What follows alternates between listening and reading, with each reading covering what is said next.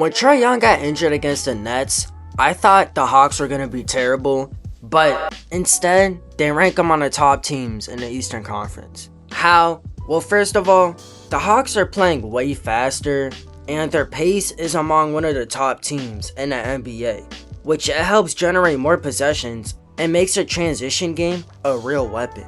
Their ball movement has been great. If you watch any Hawk games, you've known that damn near every player touches the ball in a possession, and their assist percentage is very high. On defense, they've improved more than people expected, let's be honest. They're causing havoc, and they're one of the top defensive rating teams in the NBA. Again, crazy. Also, from the big picture perspective, after the first 10-ish games, they've ranked 10th in defensive rating. That is pretty up there. Now look, the Hawks being this good without Trey Young, it shows me a lot. First of all, their offensive rating when Trey Young was on the floor, it was 115. And without him, it dipped to 112. So what am I saying? That yes, they benefit a lot from Trey, especially offensively. But the drop off without him, it isn't that devastating. They only get slightly worse on offense. So I'm not trying to say, oh, the Hawks should trade Trey Young. I'm just saying that the Hawks are holding their own right now. So when Trey Young gets back and they could finally get more games of chemistry, they're gonna be super good. Look, even the Hawks without Trey, they can still run. They could be efficient. They have Jaylen Johnson making coast-to-coast layups, coast-to-coast assists. Porzingis can space out the floor. Luke Kennard and Nickeil Alexander-Walker, they're three-point shooters waiting to be open. Enjoy that three-pointer. They're not totally crippled in his absence. And look, I just want to give some praise to the Hawks GM. The last GM, he was terrible. Laundry Fields, correct me if I'm wrong. Some average moves, he did get Dyson Daniels in return for DeJounte Murray. Look, I thought that was a great trade, getting Dyson Daniels, him becoming a Defensive Player of the Year runner. But that's all he really did. And once the Hawks fired him, they got a new GM. And ever since then, Salah, he's been making a lot of good trades. He went to work in the offseason. First of all, getting Porzingis, getting Luke Kennard, a three-point shooter, getting Nickeil Alexander-Walker, who is coming off the best year of his life. These are big-time trades that completely shifted the team. He gave the team a new culture, and he gave them so much more depth. The Hawks are not just leaning on one or two guys. Their success isn't purely Trey plus role players waiting for him to return. For instance, their advanced stats show Jaylen Johnson, Mohamed Gay, Okongwu, and a lot of others contributing heavily on both ends. And we got some key players who are emerging from the Hawks, who I honestly didn't expect. Look, Jaylen Johnson in 2022 was catching DMPs almost every game from Nate McMillan. Which, if y'all don't know who Nate McMillan was, he was the Hawks coach back then. Him and Trey Young, they had a shaky relationship. McMillan, he honestly wasn't supposed to be a head coach. He didn't know how to run an offense, and the offense just completely relied on Trey Young. If you watch the offense in 2022 and 2023, you know what I'm talking about. So the Hawks get Quinn Snyder. He ends up being a good coach. But Quinn Snyder, the biggest thing he did, play Jaylen Johnson minutes. Since then, Johnson really leveled up in that 2024 season. And in the 2025 season before his injury, he averaged about 20 points, 10 rebounds, and 5 assists. According to the advanced metrics, he's not just a finisher. He's a real playmaker. And let's talk about his defense real quick. Defensively, he's been a difference maker. He helps with rebounding, shot blocking, and clearly ending possessions. When he's on the court, the Hawks are better, and the team's net rating goes up. And let's talk about the projection with Trey. Johnson can be the perfect second option. He's big, versatile, and can move without the ball or create. When Trey comes back, they'll likely play off each other really well. Luke Kennard. I don't think it takes a smart man to know that Luke Kennard is going to hit his open three-pointer shots. But what's so big about him is he's a reliable D3 player, which fits the Hawks system perfectly, especially after losing DeAndre Hunter. And his presence, it allows Trey and Johnson more room. And when Trey is out, Kennard's ability to knock down threes makes the offense more functional. And let's talk about Mo Gay. This is a huge breakout story. When Mo plays, the Hawks defense is dramatically better.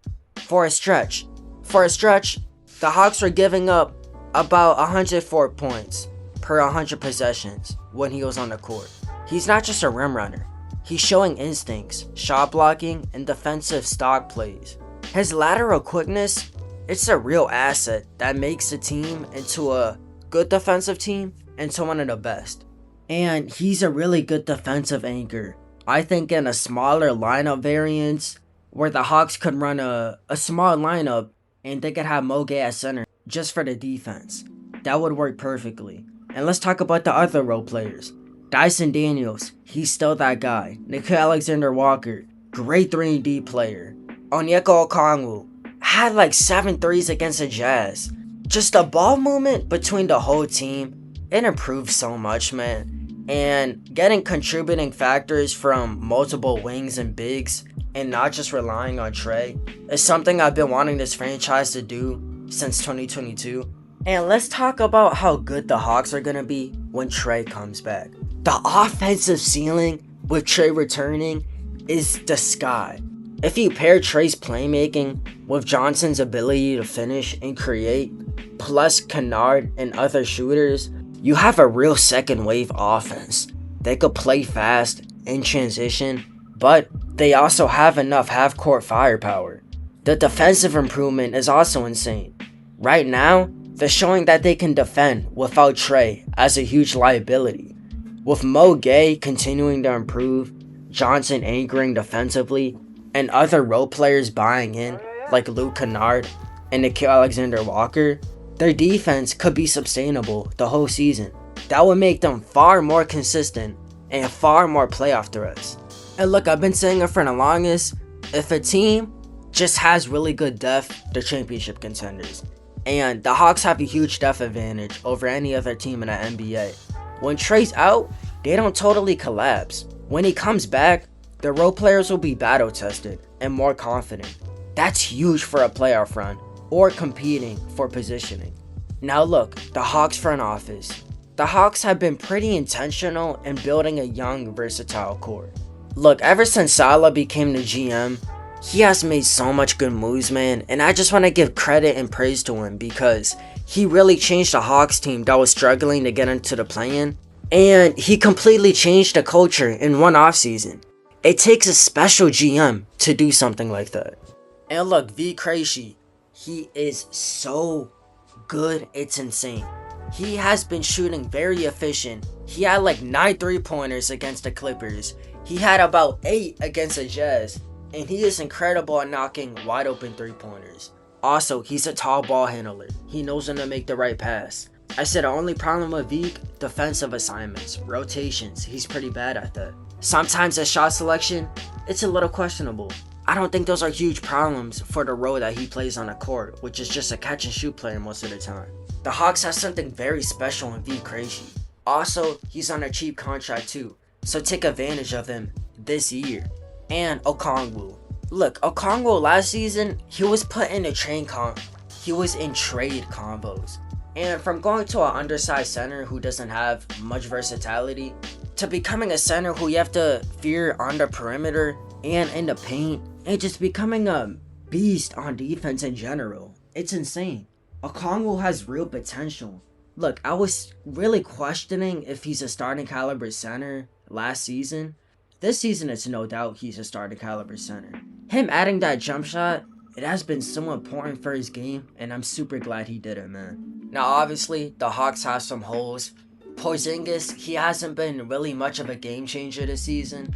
Like Porzingis always has done, especially with the Celtics, he's setting out most of the games, being lazy as fuck, just not playing the game of basketball and getting overpaid. But he's been solid, knocking down his shots, some questionable fouls here and there, just not being as productive as he even was in Boston. But he still looks solid, so that's all you can really ask for him. Obviously, at the end of the day, he's still 7'3". He's still going to provide a huge defensive anchor in the paint. So the Hawks are going to always have that with him, so that's good. Real question is, can he stay healthy? Which it's probably no, but hey, a Hawks fan could dream of that, right? And Dyson Daniels at point guard doesn't work sometimes. He's just not a good ball handler. It's that simple.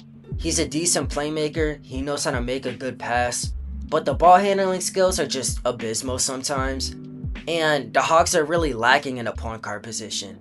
I mean, they played Wallace a lot last game.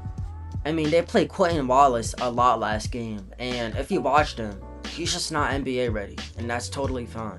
So the Hawks should definitely, by the trade deadline, look to add at least one guard, even if it's a shitty guard. Just one that can play make, and one that can make wide open threes. That's literally all they need. Somebody like a Tyus Jones. But that's it for the video, man. Let me know what y'all think in the comments. I'm not SGA, but call me Mr. Consistent. And until later, I'll see y'all on Mars. Peace. If y'all liked the video, subscribe, leave a like, and turn on notifications. And until later, I'll see y'all on Mars. Peace.